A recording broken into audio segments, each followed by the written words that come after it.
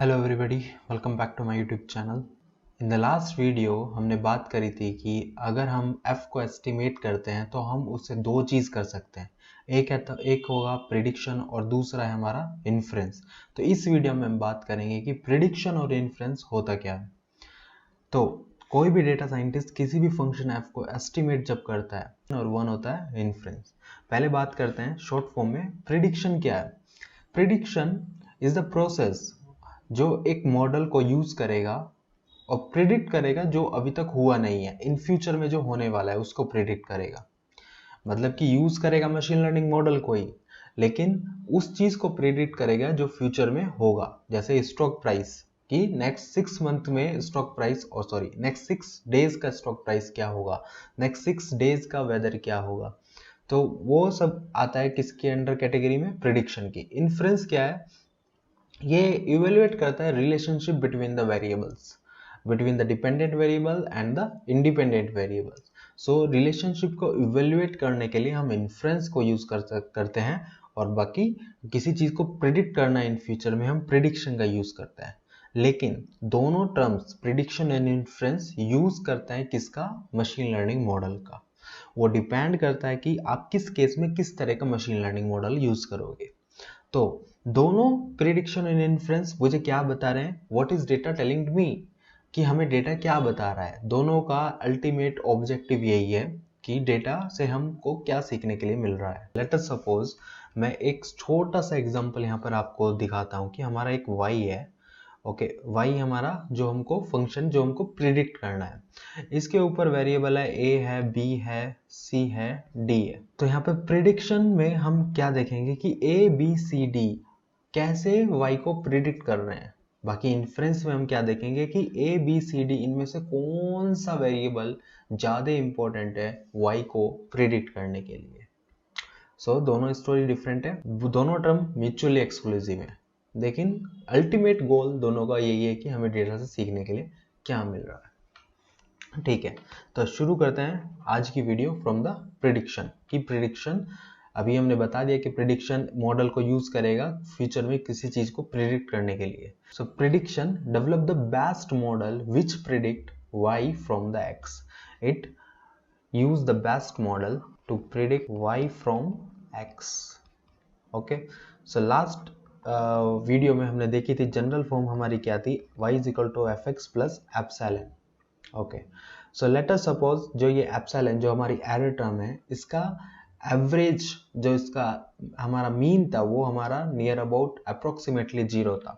तो हम जब इसको प्रिडिक्ट करेंगे तो हम क्या लिख सकते हैं, y cap is equal to f cap of x।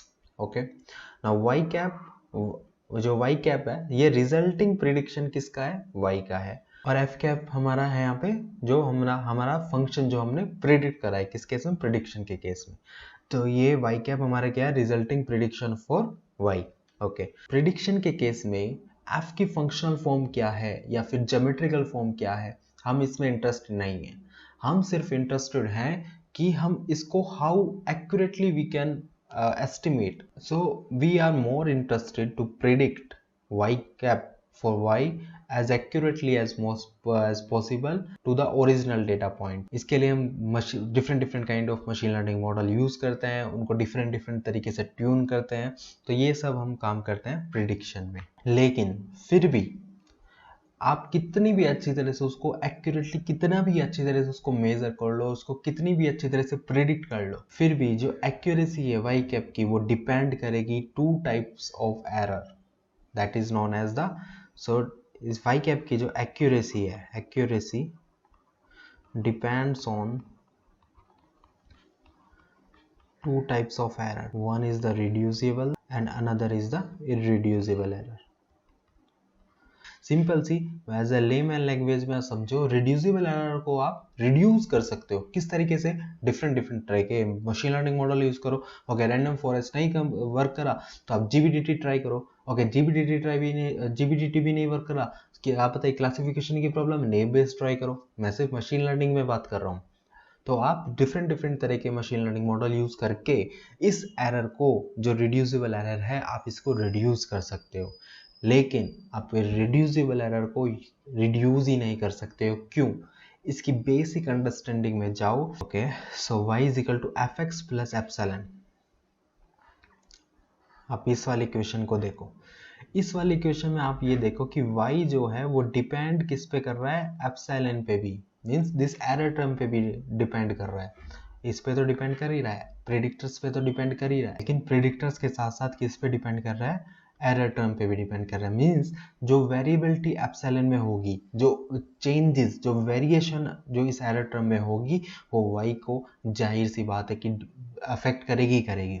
Basic से एग्जांपल आप अगर समझो, अगर मैथ्स का एग्जाम है और दो बच्चे 12th क्लास के पढ़ रहे हैं, एक बहुत ज़्यादा पढ़ के ज़्यादा मार्क्स ला रहा है, एक बहुत कम पढ़ के, rare student like God gifted student, बहुत कम पढ़ के भी ज़्यादा मार्क्स ला रहा है, तो वो जो कम पढ़ के भी ज़्यादा मार्क्स ला रहा है, वो इरेड्यूसिबल एरर है। तो रिड्यूसिबल एरर और इरेड्यूसिबल एरर मेरे हिसाब से आपको क्लियर हो जाना चाहिए। अब बात करते हैं कि y is equal to f x plus epsilon and y cap is equal to f cap of x. These two terms, these two equation you know now in the case of prediction. So let us suppose if I subtract y minus y cap is equal to fx plus epsilon minus f cap of x. Okay, just बहुत छोटा सा proof है reducible error, irreducible error का, how they depend on the function. Now let us suppose I take the square of the both the side. I am taking the square. Now after the square I am calculating the expectation. Now in the expectation, what is expectation? Expectation is just nothing, it is an average. There are different name in the statistics, that's known as the expectation. So जो आपकी left hand side है, ये क्या represent कर रही है कि जो square difference between the prediction and the accurate values, accurate data points. So let us see इस प्रूफ, लेट अस हम इसका प्रूफ देखते हैं। तो जाहिर सी बात है, सिंपल सी चीज़ है, इसको वेरी सिंपल मैथ्स। ओके, इसको if I can write in this form, no problem. I think nobody have any problem in this.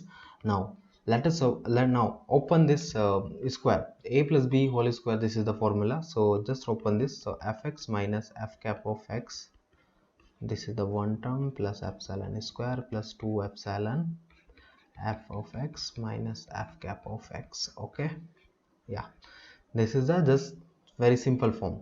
Now this is the expectation is outside. Okay, now expectation is property, is the additive property, it will be break to every point. So I can write here expectation of f cap of x minus f, okay, expectation of epsilon square plus 2 expectation of epsilon, expectation of this part. Okay, now expectation of epsilon means average of epsilon is 0. Here also I tell in the starting of the video it is 0, so this term is become 0. Okay, this term is become 0, this term is become 0, right?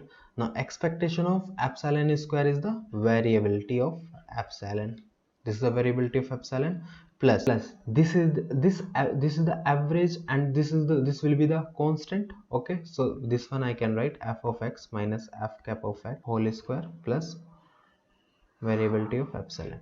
So this is known as the irreducible error, while this is known as the reducible error. Okay, and what is reducible, already I explained. And here x and f cap are your constant, like this you assume to derive this derivation. Okay, and this part you understand because this will be always the constant value. Okay, so expectation of constant is nothing. Okay, so this is the just a proof that how the function y, जब आप भी किसी भी चीज़ को किसी भी output के लिए प्रिडिक्ट करोगे, उसकी एक्यूरेसी दो चीज़ पे डिपेंड करेगी, reducible error and irreducible error. और इरेड्यूसिबल एरर को आप कभी भी रिड्यूस नहीं कर सकते, बल्कि रिड्यूसिबल एरर को आप कभी कभार रिड्यूस कर सकते हो किसी अच्छे मशीन लर्निंग मॉडल का यूज़ करके। यही जो चीज़ है रिड्यूसिबल एरर, यही चीज़ आपको वेरिएंस बाय स्प्रेड ऑफ, एक बहुत इंपॉर्टेंट टॉपिक है, ओवर फिटिंग और अंडर फिटिंग, जिसमें हम बहुत डीप में बात करेंगे in the next couple of videos. यहीं से उसकी शुरुआत होती है, क्योंकि हमें एक ऐसा मॉडल चूज करना है जो हमारा आउटपुट है, जो हम प्रिडिक्ट कर रहे हैं उसको बहुत पास में जाके जो हमारे डेटा पॉइंट्स हो, हमारे जो ओरिजिनल डेटा पॉइंट्स हैं उनके बिल्कुल उनके एक्यूरेटली उनको प्रिडिक्ट करके दे दे, तभी हमारा हमारा बेनिफिट है। Okay, so this is about the prediction. Now let's talk about the inference in the short, because this already will be थोड़ा लंबा वीडियो हो गया।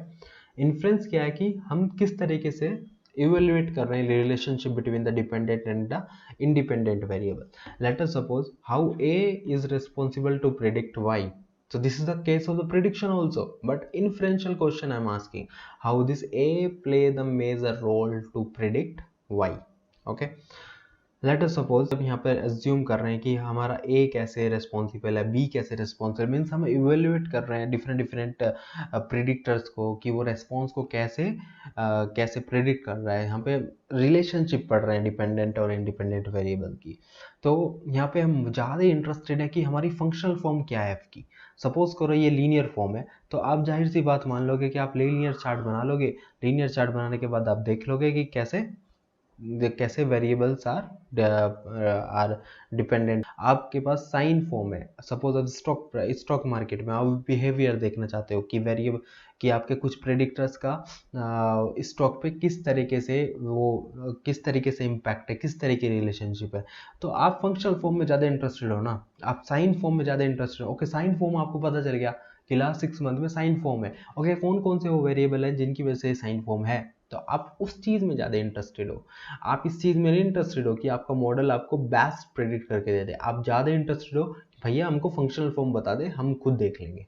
Okay, so this is the case. So inference वाले में ना आप बहुत सिंपल से मॉडल यूज करोगे, जैसे कि linear regression. Linear regression is one of the best simple model to study the linear relationship between the variable. बहुत सिंपल सिंपल से मॉडल यूज करोगे। बल्कि प्रिडिक्शन में आप हर तरह के मॉडल अप्लाई करके देखोगे कि आपका प्रिडिक्शन क्या है। okay, so this is the basic difference between the prediction and inference. Let us stop this video here. If you have any doubts regarding the prediction and inference, let me know in the comment section. I will try to reply your questions answer, and hope you like this video. If you like this video, then please like, share and subscribe to my YouTube channel, and let's continue this journey to study the data science in the depth.